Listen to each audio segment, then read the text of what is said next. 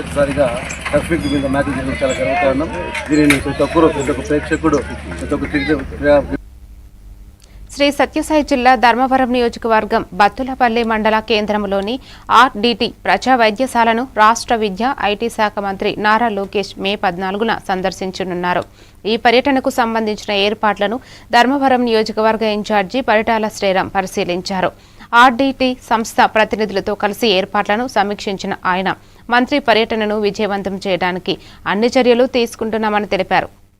మంత్రి నారా లోకేష్ ఆర్టీటీ హాస్పిటల్లో జరుగుతున్న ప్రజా వైద్య సేవలను పరిశీలించనున్నారని, ఈ సందర్భంగా స్థానికంగా పలు కార్యక్రమాల్లో కూడా పాల్గొననున్నారని తెలిపారు.